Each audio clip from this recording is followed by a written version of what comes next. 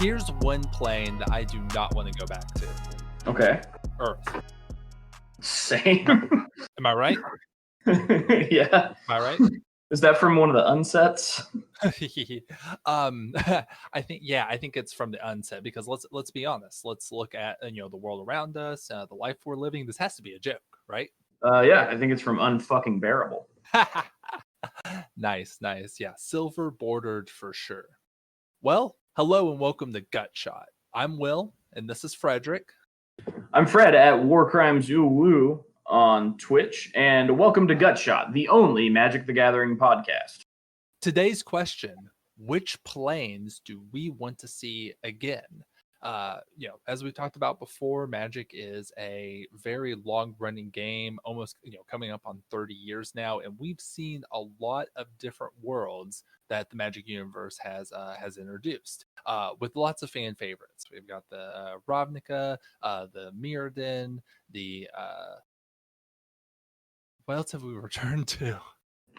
A lot of Zendikar. We've returned to Zendikar twice now. Innistrad, we've returned to. Dominaria, unfortunately. Absolutely. Magic has come up with lots of interesting worlds that we have the potential to return to in the future, and Wizards has made a big hullabaloo over going back to these fan favorite planes. We've gone to Ravnica 3 times. We're about to go to Zendikar for the 3rd time. But there are some planes that were very popular, but we have not gone back to, and for the most part, have never heard more about since then. So Frederick and I, we want to sit here and talk about which planes we most want to see Magic return to.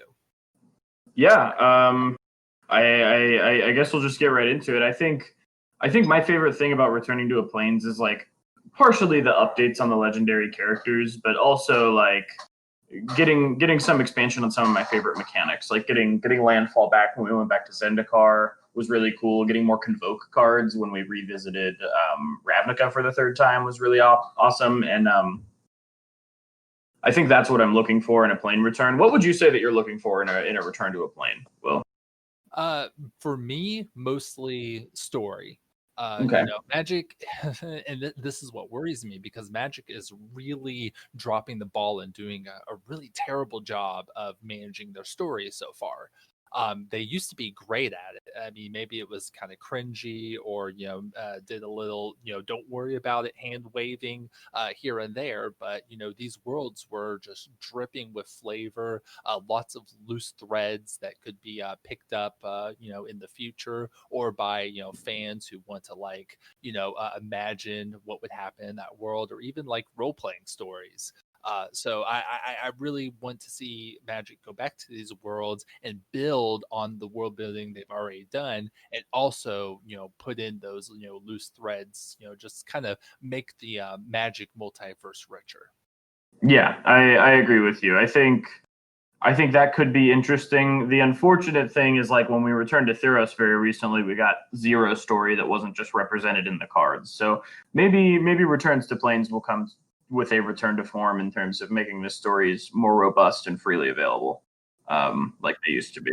Yeah, I would definitely say if Magic goes back to any of these planes that we're going to discuss today, they really need to get the story element of their game back into shape the way it was. I'm not exactly sure what they need, but I think we can all agree what they're doing now is just not good. Theros just was completely non-existent, and they really dropped the ball with it, which is a shame, because Theros just dripping with flavor and already has a lot of good world building behind it.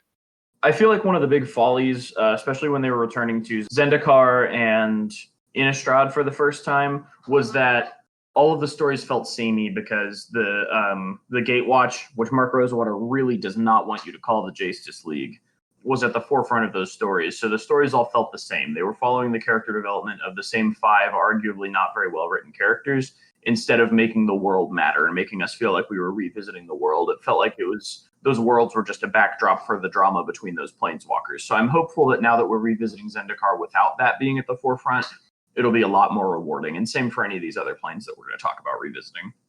And with that said, let's go ahead and get into this. Frederick, what is the number one plane you would want Magic to go back to? So for this one, it's kind of hard to separate from my personal bias because this is my favorite plane, and it is the set that was out when I started playing competitively. Dude, this is gut shot. The whole point is for us to have our personal biases, right? Yeah, right. So this is Tarkir. Now, the reason this gets a little hairy is because there was some time travel going on in the story of this block, and the part that I really liked was the first part of the block before any time travel happened. Some time travel happened. The second half of the block, the second part of the block took place 1,000 years before, I think, and then the next part of the block, the last part, took place 1,000 years in the future, but with some changes to the timeline. So instead of the Khans ruling the world, it was the Dragon Lords. They pretty much got rid of the most interesting part of the plane by time traveling and then resetting the world to be different. They actually got rid of the one interesting thing about the world. Well, okay, I'm not as hard on Dragons of Tarkir as most people were. I thought it was interesting. I thought the standard was fun. I thought that the limited was fun. I liked some of the flavor. I liked the flavor of like the characters being changed. Like Zergo, this really powerful character, was reduced to ringing a bell to announce the coming of the Dragon Lord. Like lore wise, there was a lot of really interesting stuff in Dragons of Tarkir, but it can't be rewritten unless like the clans come back from the dragon world, like they sort of stage a coup against the dragons. That's the only way lore wise, without undoing the time travel, that I think that they could fix Tarkir. Yeah, the time travel part of Cons was linked to Nicol Bolas and Ugin, Mm-hmm. and since those characters are now on the back burner, at least for the time being, as far as we know. Yeah, something else would have to happen to bring the clans back. Yeah. Right. I would love to follow a two-set block where like the first set is sort of the resurgence of the clans taking over the dragons, like together, and then the second set is the clans resuming their infighting and sort of fighting each other again. So we get more of the clans of Tarkir. Well, we still get to see like realistically, like we're not going to get any of the same characters, but we still get to see the dragons for like half of a set, and then it's back to the clans, like the part of Tarkir that people really liked. Yeah, and the dragons had their fans too. Dragons are very popular, and these were the return of elder dragons as well. Mm-hmm. There has to be a way that this story can be written to where the dragons maybe not coexist, but the dragons and the clans could be in the same world. Maybe the dragons could, rule the clans that they had before, but then just the appropriate color was added. So, maybe Ojutai could lead the Jeskai, which is the appropriate three colors. Yeah.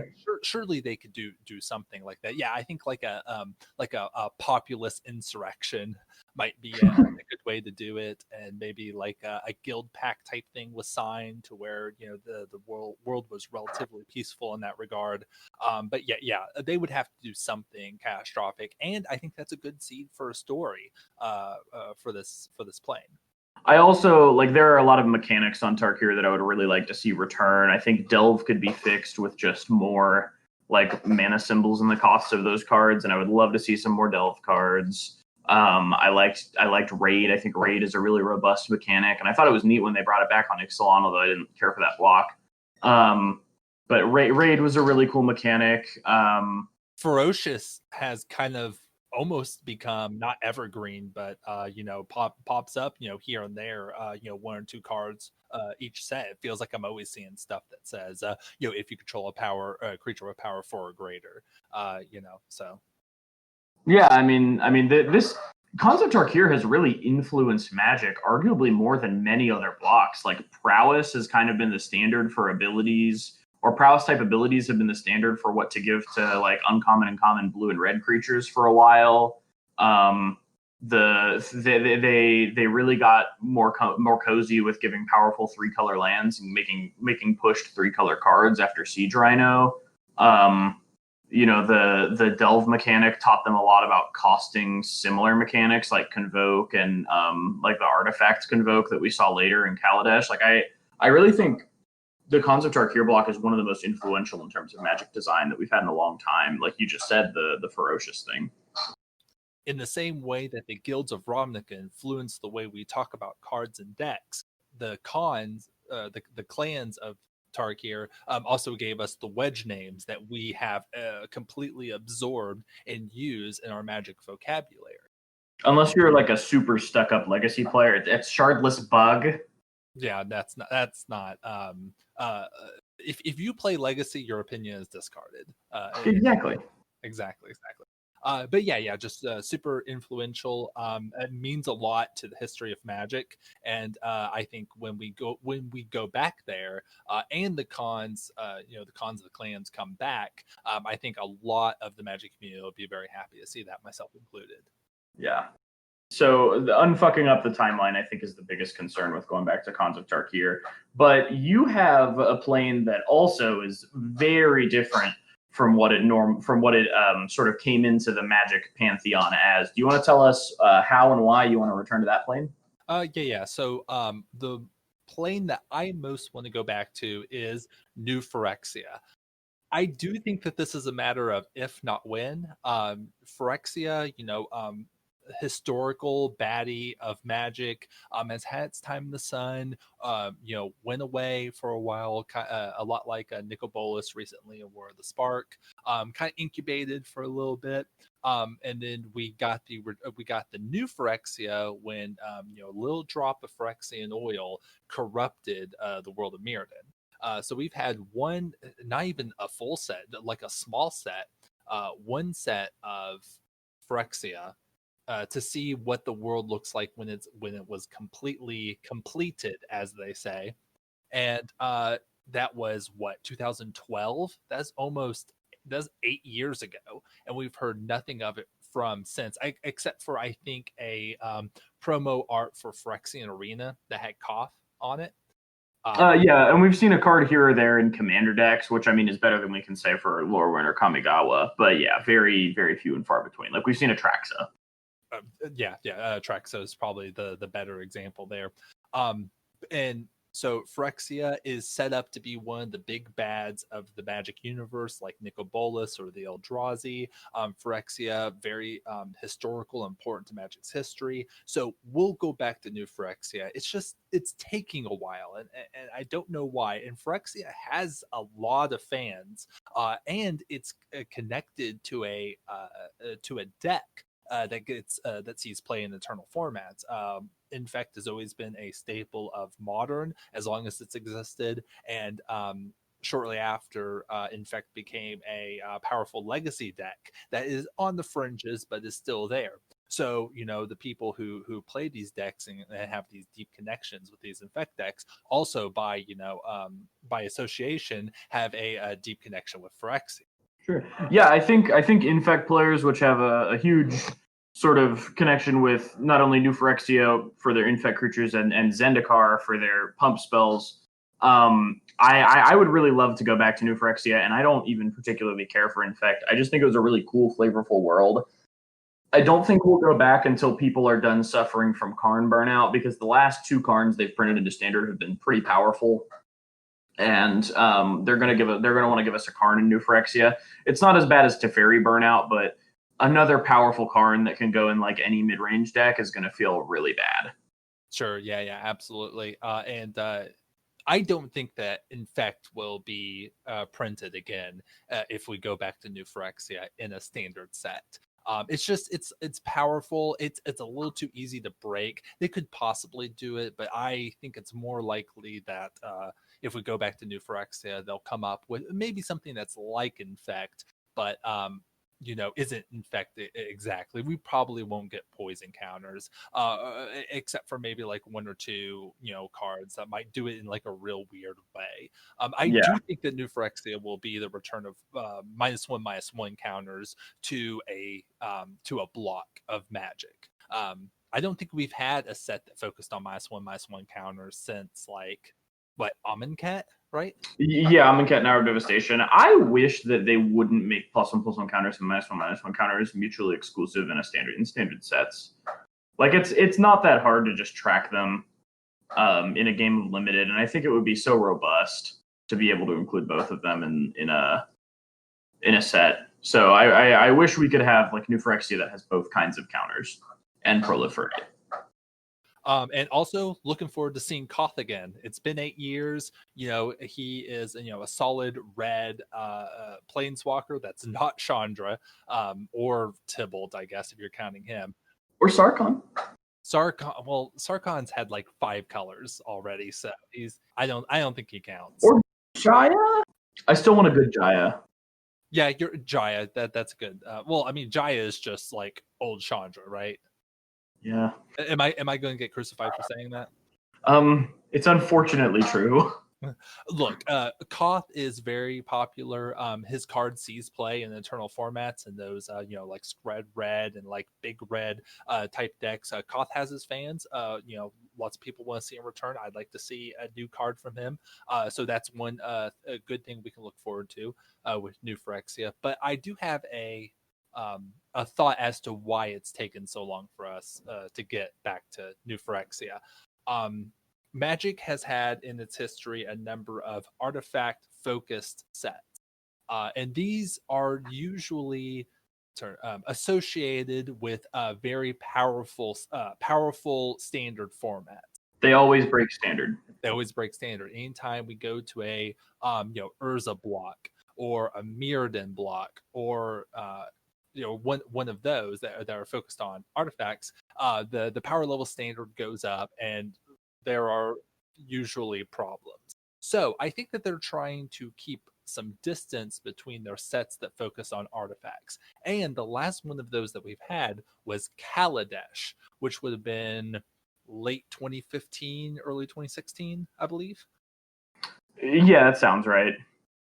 So I think that they're just waiting to get a little bit more distance from Kaladesh before they bring back a set that really focuses on the artifacts. And I think it'll be a good balance. A Kaladesh, very bright, a dystopian place for sure, but the vibe of the place was very bright and vibrant and happy in the way. Blue skies, wispy clouds, and all that stuff. And they can juxtaposition that against the just complete black of New Phyrexia.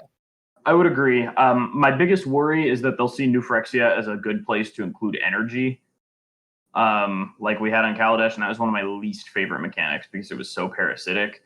And I don't want them to be like, oh, proliferate and -1/-1 counters, let's throw energy in there, and then just kind of like make it not fun for me.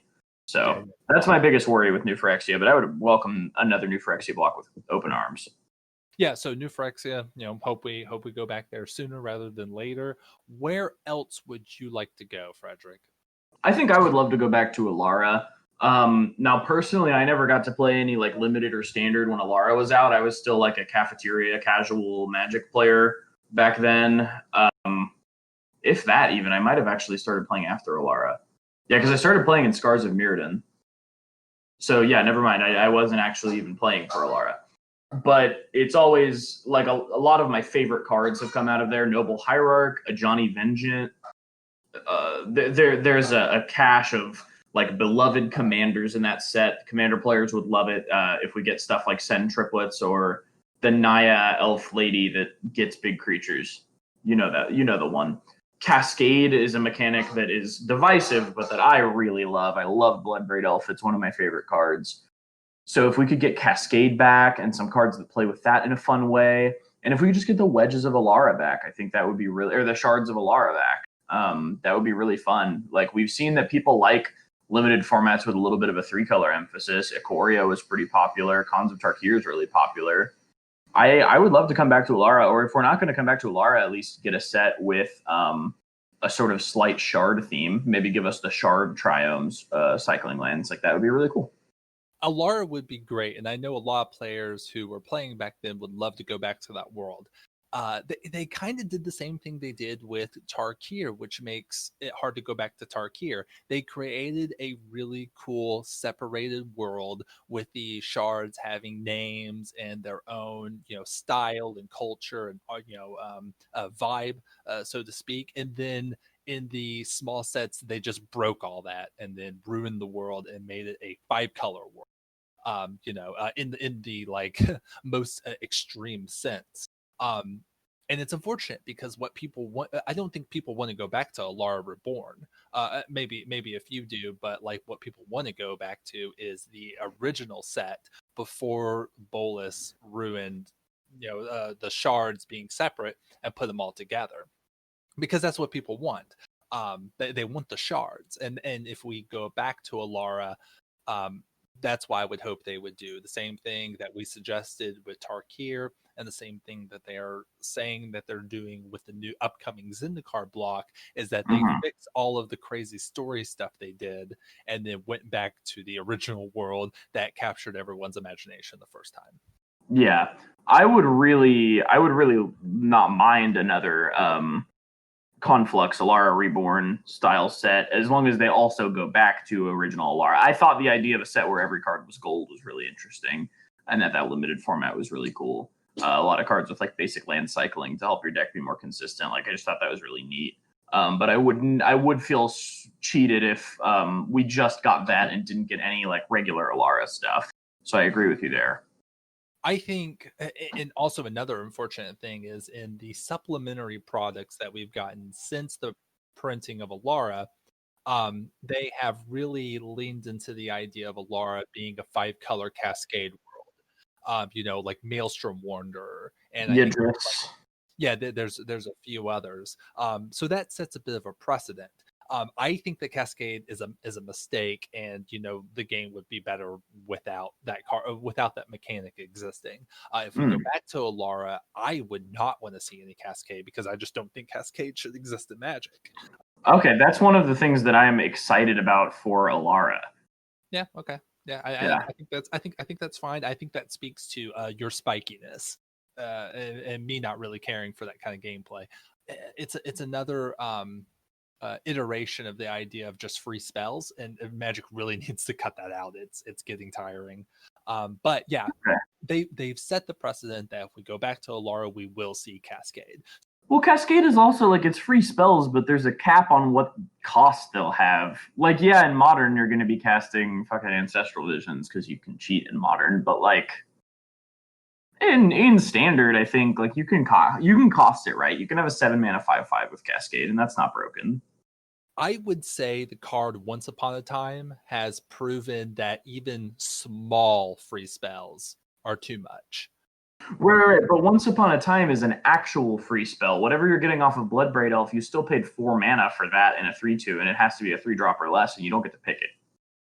Yeah, but you still get a free spell, and like I get what you're saying, but like the fact of the matter is you are paying 4 mana for a 3/2 haste and then getting a free spell on top of that. Yeah, it's random, but like it being free is so powerful it doesn't matter if it's random. It's still breaking the game in a way that the game shouldn't be broken.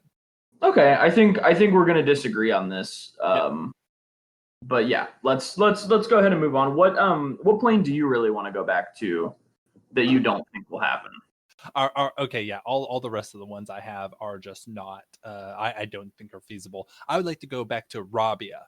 Now, for those of you who don't know, Rabia is the copyrightable name that they gave to the place where the set Arabian Nights happened. Not to be confused with Robbie, my mom's girlfriend who took away my Bionicles. Ooh, yeah, no good. Hate to hear it. Yeah, I would like to go back to this, because it's so infused with real world ideas. It quoted lots of real world literature, and had a lot of stuff just like straight ripped from like Arabian and Islamic mythology. Lots of like real or not real people, well, a few real people, and then a few like mythological historical figures, actually named in cards and doing what they did in the stories in the real world. I don't think this will happen, basically based on the copyrightable thing. All this stuff needs to be copyrightable for Magic to be able to incorporate it, and build on it. And not to mention Amonkhet. If we wanted to go back to a desert world, Amonkhet really fills that niche. Like I said before, instead of going back to planes, Magic has a habit of just making that plane again, but better. Yeah. The problem with that being that if you were attached to any individual like legendary creature from that world or their story, you're kind of shit out of luck for ever getting them in a standard set again. Yeah, there's also things about you know Some cards that featured insensitive caricatures. you're absolutely right. There are some things from that world that Magic would not want to bring back or reference or remind the players exists. Yeah. That causes a problem there. But if they could do it, they could, make the like stuff like Jins and the Ifrits, make them a bit more copyrightable and kind of do something in that world. Maybe like a catastrophic event could happen, some sort of story thing where things could like change, and then they could, give stuff new names and like update the world and add a little bit of extra flavor to it. I think Mhm. that would be really cool. I'd love to see that. Arabian Nights too. Like I think a lot of people would love to see that. Yeah, I think updating the gameplay of some of that too, like maybe like I think it'd be really neat to see some more desert synergy. And I also think it'd be really neat, there were in that block and around that block, there were a lot of those Ifrit creatures, those creatures that were like fairly costed for today, but like pretty strong for back then and dealt 1 damage to you on your upkeep. How powerful is a creature that deals 1 damage to you on your upkeep in 2020? Or how might they play off of that mechanic? Yeah, exactly. I look forward to not getting this and just getting Amonkhet too, which I guess will be fine as well. Yeah, which I mean that was going to be my next one. Exactly. We'll go ahead. Where would you like to go next? Amonkhet again, but without Bolus looming over. I feel like Magic's attempts at overarching story, be that Bolus, be that the Eldrazi, just kind of ruin their really interesting, unique worlds. We only got like half of a set of actual Innistrad last time we went back to Innistrad because Emrakul was Emrakuling the place up. We're only just now sort of recovering from the mistakes that they did with the design from the second Zendikar block, and we're getting an actual Zendikar that's not Eldrazi'd up. And Bolus really ruined Amonkhet. Now I understand like Amonkhet the plane was kind of designed to be sort of Bolus's playpen or whatever, but I found the first set of Amonkhet much more engaging and interesting than the weird like Grixis centric Hour of Devastation. I just thought the mechanics were really cool. I loved Embalm. I loved all the legendary creatures. The gods were really neat take on gods, and I would love to just go back to Amonkhet without Bolus's influence. What do you think that would look like, or would you look forward to that? Yeah, see, they did the exact same thing. They created a world that people liked and would like to see again, and then they completely destroyed it. Like what would Amonkhet look like if we went back after Bolus? They're getting rid of a lot of the things that people liked about that set, the gods like Hazaret, even though the jury's still out about what's going on with Hazaret, but a lot of those gods are just dead now, or undead in another plane. If we go back, it's going to look a lot different than we remember it or how we would want it to be. But that does open up opportunities to expand on the story. If I remember correctly, Amonkhet mostly took place in like one area, maybe like a city or something like that, and then there Yeah, were under the sort of force field. yeah, and there were like desert wastes on the outside, and like people went out there and would never come back. There's a lot. I'm sure there's a lot more to the Amonkhet world that we could see now that Bolus is gone. The force field would be gone, and maybe we can see what else is going on in there. Maybe new gods would be created. We could see homages to the old gods here and there. Yeah. I would love to go back, but it will be very different, and maybe that's a good thing. Yeah, I agree. I think it could be cool. Maybe some of the legendary creatures from original Amonkhet that people liked could ascend to godhood, either literally or figuratively. I do like the idea of going to the waste area. Maybe them trying to form cities in the waste could be an interesting um, way to go. Maybe this could be the place where we get our shards back. Like there could be a Bolus loyalist faction that's Grixis, and then like the other Oh, yeah. shards could have their own representation in the sort of waste encampments I think that could be there could be like a band oasis sort of locale. I think that could be a really interesting place to carry it. I think Amonkhet still has a lot of interesting possibilities, and if we ever get to go back to it, not just as the sort of Bolus's canvas, I think it would be a really cool and interesting place with a lot of design space. Yeah, it would be interesting seeing all the Bolus iconography like in ruin. Yeah, A lot like the Hedrons on Zendikar. I think that would be pretty cool. I would say not one I'm like super clamoring to go back to, but if it gets announced, I'd be like, oh, that's cool. I can't wait to see what they did with that, and hopefully it's not the aggro fest that the original Amonkhet was in limited. yeah, I would like I like graveyard sets too. So that's just another big thing for me. I think Embalm was a mechanic that was done really well. Same with Eternalize. They really did a good job playing on the power and toughness difference of the creature after it was Eternalized. So I would just love to see some of that. That's a great point. Amonkhet was a graveyard set, and I think probably the last set that was really focused on the graveyard.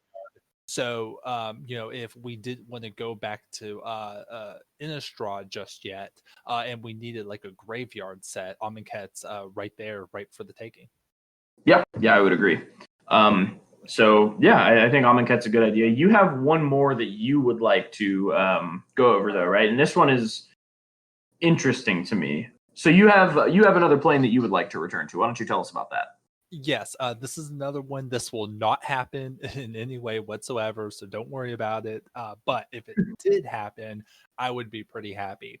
And I'm joining the undeniable chorus of voices on the internet saying that they want to go back to Kamigawa. That's right, folks. The Japanese inspired plane of Kamigawa.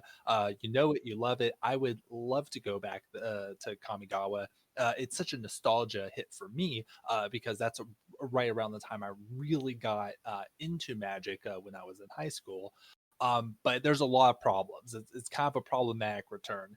For the first part, the events happen really far in the past compared to the rest of the Magic story. I believe it happens. I don't know the timeline, but it's supposed to be like thousands of years before like the events of Dominaria before the Mending. The main character of the Kamigawa story gets his like long descendant is the one that defeats Bolus the first time early in Magic's history. Yeah, so it's like very, very past. Right. Yeah. Yeah. So, yeah, and there were no neo walkers. So of course we would have to have if we went back there, we would have to have new walkers, but that doesn't make any sense because it's so far in the past. Unless there was like time travel and like magic, we probably don't want to do that again. At least for a long time after Fate Reforged. There's that. There's also the idea of complicated naming, at least for the West. A lot of cards used a lot of like real Japanese words that kind of let's just say were difficult for the Western world to like grasp and wrap their heads around. And some of that kind of is problematic too, because then you get into like cultural appropriation. This game is made by white Westerners in Seattle making this game. Mhm. So there's like the cultural appropriation part of that too. So kind of a problematic return, but there is a slight glimmer of hope here. And I believe this was about a year ago. We actually got a leak of something that Wizards was thinking about through like a survey feedback questionnaire. Apparently, they have thought about the idea of a Neo Kamigawa, and that seems to be exactly what you think it would mean. So this is Kamigawa, but in a far, far future that is very tech and almost sci-fi in a way. It's almost like like a futuristic Tokyo, with like technology and a lot of that kind of like a cyberpunk type styling. which really opens up a lot of interesting things. I think that would be super cool. Frederick, would you want to see those kind of futuristic cyberpunk sci-fi stylings in Magic cards? I absolutely would not. I like cyberpunk as an aesthetic. I don't think it fits with the gameplay of Magic or the philosophy of the color pie. I also don't think that's Kamigawa. And another like huge thing, you've been talking kind of throughout this episode. A theme has been like that Wizards likes to remake planes in different names and like just kind of redo the flavor of them, like they did. They erased Lorwyn because they made Eldraine. They aren't going to come back to Ravaya because they made Amonkhet. And I think that this is like literally like a textbook example of a plane that they would kind of erase just to revisit that sort of flavor. There's a lot of weebs in Magic. It's a when, not an if, that they'll make a Japanese themed plane. I just don't think it'll be a return to Kamigawa. I think it'll be a new one.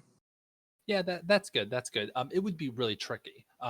Magic, other than like Portal Second Age, there are no guns in Magic.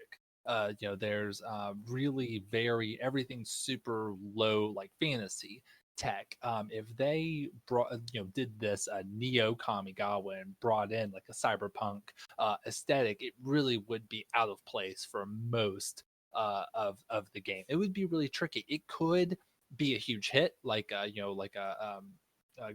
Ravnica ended up being a huge hit, but it could also be just a huge fail and make people think, oh, this isn't Magic. This isn't, the game we wanted to play. We don't want to, see this like, super smart hacker on a card that deals 3 damage to any target, Yeah. But if they tried it, it would be really cool. And we talk a lot about how Magic should take risks. That Magic would be a really bad game if we just kept reprinting the same cards over and over again and never tried to push the envelope, so to speak, and create these cards that like really push the boundaries of what Magic can do. And this set, could do that on the set level. This isn't going to happen, but if it did, I think it would be really cool.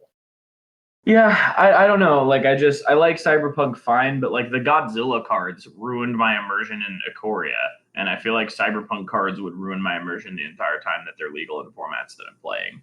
Like it's just not the aesthetic of the game that I signed up to play. If I wanted to play Cyberpunk, I would play Keyforge, I would play Netrunner, I would play one of the TCGs that offers a Cyberpunk aesthetic. Yeah, I think that's a good point. So I will keep this as something that I'll hold dear in my heart, but will not give my hopes on. I would be happy for you if it happened, but I would not care for it. Thanks. I would love a Japanese plane, Kamigawa or otherwise. I'm not going to hold out for us to go back to Kamigawa, but I'd love another Japanese plane. I think it'd be cool. I'm not a weeaboo, but I enjoy. If you have to say it, right. I don't know. I'd like the return of the Bushido mechanic. I like spirit spells and arcane spells. Apparently people kind of didn't like those though. I liked that in Modern Horizons we got just splice spells. Like not splice onto arcane, but just splice. Mm-hmm. So I think if we could get more of those, that would be cool. Yeah, for sure. Frederick, did you have another place that you really want to go to? Yeah, this one will be pretty short. I'm really excited that we are going back to Zendikar without Eldrazi. Yeah, lots of people are. Yeah, I know I'm not in the minority. The Indiana Jones sort of D&D style, like adventure setting. Like, don't get me wrong, Eldrazi are cool and all, but when we go back to Zendikar, I want it to be Zendikar. And when we go back to Innistrad, I want it to be Innistrad. I don't want it to just be the Eldrazi plane with a vague aesthetic of the plane that it used to be. Yeah, for sure. Eldrazi are really cool. I don't think anybody can deny that. But Battle for Zendikar was just such a mess in terms of like flavor and story. It really ruined 2 awesome things and mixed them into something that was not good. It's like blending like Dr. Pepper and a hot dog together in the blender. You don't want to do that. I feel like I could see that in a Sonic commercial a year from now. right, for sure. But yeah, no, that's I feel the same way. Like I think they muddied Eldrazi's identity and they muddied Zendikar's identity, and neither of them came out good. Which I mean, that was a risk they took, but I don't think it panned out. which means you should never take risks. Now, do you think that the upcoming Zendikar will have absolutely nothing Eldrazi in it whatsoever? Oh no, I would love for there to be a few mentions of it. Maybe one like remaining Eldrazi creature that's like really big, that's at Mythic. That's what I was thinking. I think a lot of people are saying there's just like there'll be story references to it and all that, obviously. But like people are saying there are going to be like absolutely no Eldrazi, and I really think there's probably going to be like one, or something like that, maybe caged or in some way. I think we'll get one big colorless creature, in that's not like an artifact. Yeah. In Zendikar. But yeah, looking forward to seeing Zendikar back to its old glory. Yeah, I agree. I think it'll be really cool. We'll see some landfall, maybe rebound, kicker. There are a lot of cool mechanics in original Zendikar and a lot of cool flavor. So I'm excited to just see some of that come back. Yeah, and honestly, we'll get some new mechanics that I'm sure will play really well with landfall, which is a exciting prospect in of itself. And looking forward to there being super powerful old cards put in the packs. Maybe, yeah, that would be awesome. No, they're not doing that. They're not doing that. But I can dream. And also, hot take: the only good equipment in Standard right now, like by a wide margin, is Embercleave. Do you think we'll get Stoneforge Mystic? No. What if yes? What if yes? Yeah. I know we have this conversation every time we go to a plan. I remember this with the return when people were gearing up for battle for Zendikar, and then Scars of Mirrodin and all that stuff. Is the community will sit down and they'll think, okay, which powerful cards from the first set do we want to be reprinted? I remember a lot of people saying, oh, I know for sure we're getting Lotus Cobra in Battle for Zendikar and that kind of stuff. And those usually don't tend to be the case. I think Scars of Mirrodin, I remember a lot of conversations about Scars of Mirrodin, like, oh, which awesome artifacts are they going to be bringing back? And they really only brought back Mindslaver and the colored mirror, mana producers. I'm going into I'm going into Zendikar Rising without any expectations to see anything powerful from the past. I just don't think we will. Yeah, I think that's a healthy expectation to go into it with. Like, I went into Return to Ravnica expecting no Shocklands, and I was pleasantly surprised. But I was expecting Birds of Paradise and Dark Confidant, so I was also sad. One thing that we might get, the return of Expeditions. I had mixed feelings about those. It made it feel like your box was either going to be worth $30 or $200, and there was no in between because none of the other cards were valuable for a while. But they were cool and fun when you got to open them. Yeah, I liked Expeditions. All right. Unlikely, but the possibility is there. It would be really cool. We know that Zendikar, both Zendikar so far have had something kind of unique about them when they've got released. The original had I guess they called it. Did they call them Expeditions or No, it was like the Vault or something, like old ancient treasures or something. Hidden Treasures or something like that.